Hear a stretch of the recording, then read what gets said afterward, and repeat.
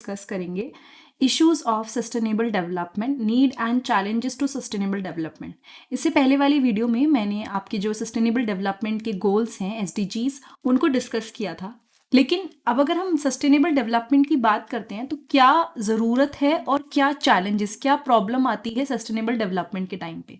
Now before I move ahead, जिन्होंने पहले की वीडियोस नहीं देखी, सस्टेनेबल डेवलपमेंट का मतलब होता है कि ऐसे डेवलपमेंट हो, ऐसे हमारा जो भी है, चाहे टेक्नोलॉजिकल चाहे इकोनॉमिकल, किसी भी वे में जो भी डेवलपमेंट हो रही है, विकास हो रहा है, वो ऐसे हो कि फ्यूचर जनरेशन के लिए भी रिसोर्सेज बचें एंड अभी जो नेचुरल रिसोर्सेज हैं, जो नेचर है, उसको हार्म ना हो।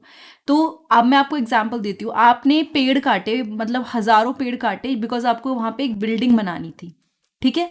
लेकिन अब ये तो आपकी सस्टेनेबल डेवलपमेंट नहीं है। लेकिन आपने 1000 पेड़ काटने के बाद कहीं पे 1500 या 1000 पेड़ दोबारा लगा दिए और कोशिश करी कि और जगह पे आप थोड़े से और ट्रीज लगा रहे हो, तो ये आपकी सस्टेनेबल डेवलपमेंट है। आपने डेवलपमेंट करी लेकिन आपने फ्यूचर का भी ध्यान रखा और जो प्रेजेंट नेचुरल रिसोर्सेज हैं उनको पूरी तरह से डिस्ट्रॉय नहीं करा।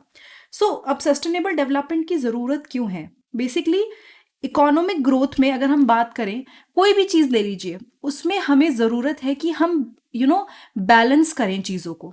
सो sustainable development is crucial for balancing economic growth, social progress and environmental protection to meet the need of the present generation without compromising the ability of future generation to meet their own needs। जो मैंने अभी आपको इतना कुछ बोला उसको 3 लाइनों में सम अप कर दिया है कि अभी हम आज की नीड को भी पूरा कर लें लेकिन फ्यूचर जनरेशन के जो रिसोर्सेज हैं उनको हम लोग कॉम्प्रोमाइज ना करें। लेकिन जब आप अचीव करना चाहते हो सस्टेनेबल डेवलपमेंट, इतना आसान नहीं है जितना बोलना आसान है। सबसे पहले तो नीड, क्योंकि यहाँ पे टॉपिक है, नीड को कवर करते हैं। नीड क्या है सस्टेनेबल डेवलपमेंट की? ज़रूरत इसलिए है क्योंकि हम इन्वायरमेंट को प्रोटेक्ट करना चाहते हैं, प्रिजर्व करना चाहते हैं, बचाना चाहते हैं। हम नेचुरल रिसोर्सेज को कंजर्व करना चाहते हैं, बचाना चाहते हैं, और हम ये नहीं चाहते कि कोई भी डैमेज हो जाए इकोसिस्टम को जो इरिवर्सिबल हो, मतलब हो गया तो हो गया, वो चीज़ नहीं होनी चाहिए, ठीक है। इसीलिए इन्वायरमेंट को प्रोटेक्ट करने के लिए सबसे पहले तो सस्टेनेबल डेवलपमेंट की ज़रूरत है। फिर आया सोशल इक्विटी। सस्टेनेबल डेवलपमेंट का एम है जो भी सोशल इनइक्वालिटीज़ है, चाहे नेचुरल रिसोर्सेज के डिस्ट्रीब्यूशन में, चाहे आप मान लीजिए कि लोगों के मतलब पुअर कहीं पे हैं, कहीं पे अमीर लोग हैं, कहीं पे बिल्कुल लोगों के पास पैसे भी नहीं है खाने के लिए, वो सब चीज़ों को हम एड्रेस करना चाहते हैं। इसीलिए सस्टेनेबल डेवलपमेंट ज़रूरी है। हम इंक्लूसिविटी चाहते हैं, सोशल जस्टिस चाहते हैं, हम चाहते हैं सब लोग साथ में आएँ और कहीं भी कोई अनफेयरनेस, जिसे कहते हैं ना, कि कोई गलत चीज़ ना हो। इकोनॉमिक स्टेबिलिटी के लिए देखो, आज के टाइम पे आप रिसोर्सेज यूज़ कर पा रहे हो बिकॉज सब कुछ अवेलेबल है, क्योंकि पास्ट जनरेशन ने हमारे लिए छोड़ा था। लेकिन फ्यूचर में अगर वो उनको रिसोर्सेज नहीं मिलेंगे तो इकोनॉमिकली बहुत डैमेज होगा, ठीक है। तो हम इनको प्रमोट कर रहे हैं ताकि फ्यूचर में सस्टेनेबल इकोनॉमिक प्रैक्टिसेस फॉलो करने से रिसोर्सेज बने रहें और हर देश इकोनॉमिकली डेवलप करे। जो चेंजेस क्लाइमेट में हो रहे हैं ना, because of the various human interference, वो बहुत ज़्यादा भयानक है। बिकॉज एक टाइम आएगा कि अर्थ मतलब ऐसा बचेगा नहीं अगर सर्वाइव करने लायक, अगर यही चलता रहा। तो सस्टेनेबल डेवलपमेंट ज़रूरी है कि हम इस क्लाइमेट चेंज जो हो रहा है, क्लाइमेट रिलेटेड प्रॉब्लम है, इसको सॉल्व कर सकें। एंड रिन्यूएबल एनर्जी रिसोर्सेज जो कि मतलब प्रेजेंट रहें और ख़त्म नहीं हो रहे। जैसे फॉसिल फ्यूल तो ख़त्म हो जाएंगे एक दिन, लेकिन wind energy, solar energy, hydro power plants, इस सब से जो एनर्जी मिल रही है, वो ओशियन एनर्जी, वो काफ़ी लंबे टाइम तक के लिए सर्वाइव करेगी, ठीक है। तो वो हमें कोशिश करनी है रिन्यूएबल एनर्जी को रीयूज़ करने के लिए, ताकि हम क्लाइमेट चेंज के साथ, जो क्लाइमेट में बदलाव आ रहे हैं उसके साथ लड़ पाएँ। And preservation of biodiversity, because everything is connected in ecosystem. अगर सारे टाइगर खत्म हो गए तो डियर की पॉपुलेशन इतनी बढ़ जाएगी कि सारा प्लांट खत्म हो जाएंगे। सारे प्लांट खत्म हो गए तो सारे ह्यूमन खत्म हो जाएंगे। तो हर एक चीज़, आप कुछ भी निकाल दीजिए, सब मतलब गड़बड़ा जाएगा। तो बायोडाइवर्सिटी जो है, preservation of biodiversity is very important, क्योंकि ये समझता है कि कितना ज़रूरी है इकोसिस्टम सर्विसेज और ह्यूमन वेलबींग। आप ये सोच रहे हो ना कि ह्यूमन बचेंगे तो कोई दिक्कत नहीं है, कोई जानवर को कुछ हो जाए तो कुछ, ऐसा नहीं है। इट विल जस्ट डिस्ट्रॉय और collapse the whole biodiversity, the whole ecosystem, ठीक है। तो अब ये तो हमारे रीजंस हो गए कि हम क्यों सस्टेनेबल डेवलपमेंट चाहते हैं।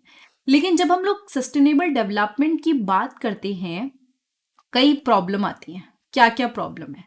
लोगों में पहली बात तो lack of awareness and education है। मतलब आप बहुत सारे अपने ही नोन लोगों से मिल लेंगे जो कहेंगे कि क्या ही फर्क पड़ रहा है, क्या करना है, जो रैपर कहीं भी फेंक देते हैं, जो पानी वेस्ट कर लेते हैं। तो आपको अभी लगता है कि ठीक है कोई बात नहीं, और नहीं पता होगा दैट इज फाइन। मतलब कई बार हमारे पेरेंट्स को भी नहीं पता होता है इतना। लेकिन ये अवेयरनेस जो नहीं है ना, ये एक रीजन है, one of the main reason कि लोग सस्टेनेबल डेवलपमेंट नहीं कर पा रहे हैं। इनफैक्ट जो पॉलिसी मेकर्स हैं, जो हमारे लिए इतनी मेजर पॉलिसीज बना रहे हैं, पब्लिक है, उनमें आइडिया ही नहीं है कि कितना ज़रूरी है सस्टेनेबल डेवलपमेंट करना, कितने ज़रूरी हैं ये रिसोर्सेज। एंड ऑब्वियसली इसकी वजह से सस्टेनेबल प्रैक्टिसेस नहीं हो पा रही। मैंने आपको अभी भी डिस्कस किया था कि इंडिया में बहुत स्ट्रिक्ट लॉ नहीं है against the garbage, against the pollution. बाहर की कंट्री में आप रैपर नहीं फेंक सकते हो ऐसे, जैसे यहाँ पे लोग थूक देते हैं, कहीं पे भी फेंक देते हैं, क्योंकि वहाँ पे रूल्स बहुत स्ट्रिक्ट है। यहाँ पर है बट लोगों को डर नहीं है, बिकॉज पता ही नहीं है।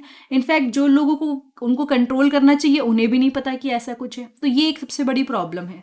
फिर आती है short term thinking. Short term thinking होती है मुझे आज कोई चीज़ चाहिए, मैं आज सोचूंगी और आज ही उसको खत्म कर दूं। ठीक है, मैंने सोचा ही नहीं कि मुझे फ्यूचर में प्रॉब्लम हो सकती है अगर ये चीज़ मेरे पास नहीं होगी। तो सोसाइटी जो है ना वो फोकस करती है शॉर्ट टर्म गेन्स पे। अभी हमारे को चाहिए फ्यूल, हम ये यूज़ करें, पानी चाहिए यूज़ कर लिया, ये चाहिए यूज़ कर लिया। लेकिन ये भी तो सोचना है ना कि फ्यूचर में अगर ये नहीं हुआ, लॉन्ग टर्म में अगर हमें नहीं मिला, तो हम सर्वाइव ही नहीं कर पाएंगे। सो वो ज़रूरी है कि हमारी थिंकिंग जो थोड़ी सी शॉर्ट टर्म से लॉन्ग टर्म हो। Then conflicting interest. अब देखो, एक बिजनेसमैन है, एक इंडस्ट्रियलिस्ट है, वो इन्वायरमेंट को और सस्टेनेबल डेवलपमेंट को तो बाद में सोचेगा जबकि उसको पता सब होगा, क्योंकि पहले वो अपना बेनिफिट देखेगा। ठीक है, तो कई stakeholders, government, business, communities, उनके ना अपने खुद के इंटरेस्ट होते हैं, जिसकी वजह से ये सस्टेनेबल डेवलपमेंट स्ट्रैटेजीज अचीव करना बहुत मुश्किल होता है। मैंने बताया ना कि सपोज कोई ऐसा पर्सन है जो कपड़े डाई कर रहा है, वो पानी को डिस्चार्ज कर रहा है, वाटर पोल्यूशन कर रहा है, उसको क्या फर्क पड़ रहा है? उसको तो ये है कि ठीक है कोई बात नहीं, सभी लोग करते हैं, कर दिया मैंने। लेकिन वो अपने इंटरेस्ट के लिए वो चीज़ कर रहा है। तो ऐसे बहुत सारे इंस्टीट्यूशंस, बहुत सारे गवर्नमेंट, ऐसे बहुत सारे लोग करते हैं बिकॉज उनको अपना फ़ायदा उसमें दिखता है। ठीक है, फिर आया insufficient resources, adequate financial, technological and human resources. देखिए, जितनी ज़्यादा वर्कफोर्स चाहिए इस फील्ड में, उतनी वर्कफोर्स नहीं है, उतनी टेक्नोलॉजी एडवांस नहीं है कि हम इसको लड़ सकें सस्टेनेबल डेवलपमेंट की जो प्रॉब्लम है उससे।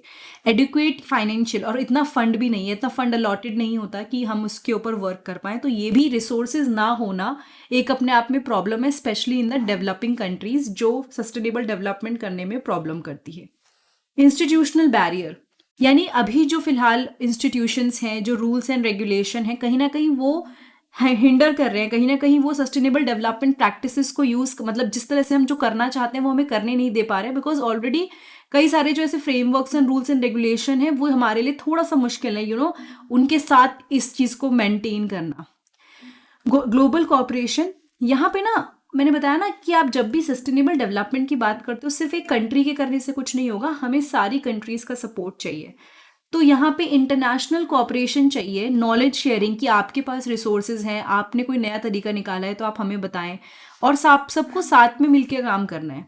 लेकिन ये चीज़ हर जगह नहीं है, कई कंट्रीज़ आपस में नहीं बनती है, तो उस चक्कर में वो चीज़ नहीं हो पाती है कि लोग आपस में काम करें साथ में या रिसोर्सेज शेयर करें। फिर आया complex interdependencies. Sustainable development challenges often involve complex interdependency between environmental, social and economic factors. देखो, मैं आपको ये नहीं बोलूँगी कि बेटा आप जाइए और ये प्लास्टिक बंद कर दीजिए आज से, मैं खुद करती हूँ प्लास्टिक यूज़। लेकिन हम एक चीज़ जो बात करते हैं ना, इन्वायरमेंट, सोसाइटी, यानी सोशल और इकोनॉमिक फैक्टर सब आपस में इंटरलिंक्ड हैं, और ये इतने ज़्यादा इंटरलिंक्ड हैं कि अगर आप इन्वायरमेंटली सोचना शुरू कर दोगे तो कहीं ना कहीं इकोनॉमिक और सोशल फैक्टर पे भी असर पड़ेगा, है ना। और ये इतने ज़्यादा कोलैबोरेटेड चीज़ें हैं कि इसको इसका रिजल्ट निकालने में एक दूसरे पे असर पड़ता है और कई बार नेगेटिव असर पड़ सकता है। तो ये भी एक प्रॉब्लम है।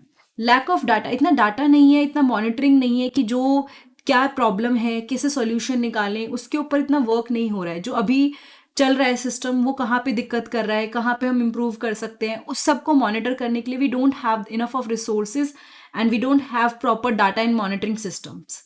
एंड पुअर्टी एंड इक्वालिटी तो हमेशा रहेगा। एक गरीब आदमी है, वो पहले प्लास्टिक और इन्वायरमेंट के बारे में सोचेगा या अपने खाने पीने के बारे में सोचेगा? ऑब्वियसली वो अपनी सर्वाइवल के बारे में सोचेगा, विच इज़ फेयर इनफ। तो पुअर्टी एंड सोशल इनइक्वालिटी ना अपने आप में एक बहुत बड़ा चैलेंज है, तो इसीलिए जो एसडीजी के गोल है उसमें इनको कॉम्बैट करने की बात करी है, बिकॉज जैसी वो चीज़ें सॉर्ट होंगी तो इस बारे में भी बात कर सकते हैं। हमेशा आप देखोगे, मैं ये नहीं कह रही जो इको फ्रेंडली करते हैं, लेकिन उनके पास खाना तो प्रॉपर होता होगा ना। जो भी लोग कहते हैं कि नहीं हम इस तरह से खाएंगे, हम थोड़ा सा प्लास्टिक यूज़ कम करेंगे, जिसको खाना नहीं मिल रहा है, जिसके लिए गरीबी एक प्रॉब्लम है, वो ये सब चीज़ें तो बाद में ही सोचेगा, पहले वो अपना सोचेगा। तो वो भी एक प्रॉब्लम है जो कहीं ना कहीं सस्टेनेबल डेवलपमेंट गोल अचीव करने में दिक्कत करता है। सो इस सबको अगर हम चाहते हैं ओवरकम करना, हमें बहुत सारी चीज़ों की ज़रूरत है। हमें रिसोर्सेज की ज़रूरत है, हमें लोगों की गवर्नमेंट की प्रॉपर उसमें कंट्रीब्यूशन चाहिए, हमें कोलैबोरेशन चाहिए अलग अलग लोगों का, हमें पॉलिसीज़, प्लानिंग और मॉनिटरिंग सिस्टम बहुत स्ट्रॉन्ग करना पड़ेगा। तो बहुत सारी चीज़ें हैं जिसका ध्यान रखना पड़ेगा, तब ये चीज़ें अचीव हो सकती हैं। ऑल्दो हम इंडिविजुअल लेवल पे बहुत एफर्ट कर सकते हैं। आप इंडिविजुअल लेवल पे पॉलिसीज और लोग और इन सब से तो नहीं चैलेंज कर सकते, लेकिन आप क्या कर सकते हो, आप अपने तरफ से कोशिश कर सकते हो कि चीज़ें बेटर हो जाएं।